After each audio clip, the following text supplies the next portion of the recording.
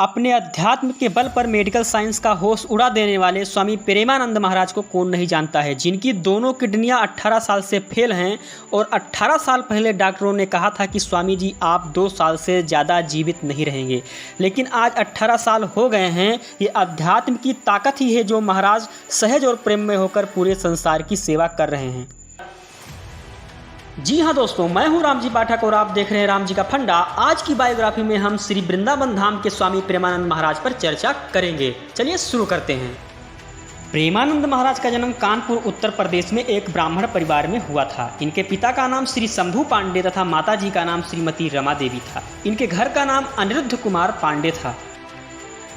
इनके घर में हमेशा से आध्यात्मिक माहौल रहा। उनके घर में हमेशा संतों और महात्माओं का आगमन होता था, जिनके मुख से संकीर्तन व सत्संग सुनते सुनते इनके हृदय में बचपन से ही अध्यात्म का बीज अंकुरित होने लगा। इनके अध्यात्म से जुड़ने का एक कारण ये भी था कि महाराज जी के दादाजी भी संत हुए, फिर बाद में उनके पिताजी ने भी संन्यास स्वीकार कर लिया और उन्हीं के आशीर्वाद और प्रेरणा से ये भी अध्यात्म की ओर आकर्षित होने लगे। जब प्रेमानंद महाराज कक्षा 9वीं पास हुए तब तक उनका मन पूर्ण रूप से यह निश्चय कर चुका था कि उनका इस संसार में सिवाय ईश्वर के और कोई नहीं है। इसीलिए उन्होंने घर छोड़ने का पूरी तरह से मन बना लिया।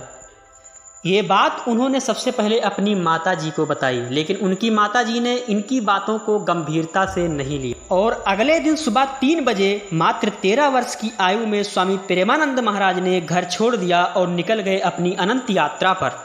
महाराज जी ने जब संन्यास में प्रवेश किया तब शुरुआत में उन्होंने वाराणसी में रुककर तपस्या की। प्रेमानंद महाराज को कई दिनों तक बिना भोजन के ही मात्र गंगा जल पीकर रहना पड़ता था और ऐसे में यदि कोई रोटी खाते हुए दिख जाए तो महाराज जी ये सोचते थे कि यह व्यक्ति कितना भाग्यशाली है जो इसे रोटी खाने को मिल रहा है। श्री प्रेमानंद महाराज को संन्यास के शुरुआती दिनों में बहुत सारे कष्ट और समस्याओं का सामना करना पड़ा। भगवान भोलेनाथ के आशीर्वाद और कृपा से स्वामी प्रेमानंद महाराज जी वृंदावन धाम आए। जब महाराज जी वृंदावन आए तो वे पूरी तरह से अपरिचित थे। उनका नित्य प्रति नियम था वृंदावन धाम की परिक्रमा करना, बांके बिहारी के दर्शन करना।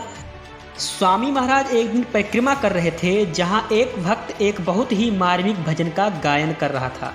भजन खत्म होने के बाद जब महाराज जी ने उस भक्त से निवेदन किया कि कृपया मुझे इसका अर्थ बताइए, तो उस भक्त ने कहा कि अगर आप इस भजन का अर्थ जानना चाहते हैं तो इसके लिए आपको श्री राधा वल्लभ संप्रदाय से जुड़ना पड़ेगा। इसके बाद सीधे स्वामी जी पहुंच गए श्री हित मोहित मराल जी गोस्वामी जी के पास, जिन्होंने महाराज जी को बड़े ही स्नेहपूर्वक शरणागत मंत्र के साथ श्री राधा वल्लभ संप्रदाय में दीक्षा दी।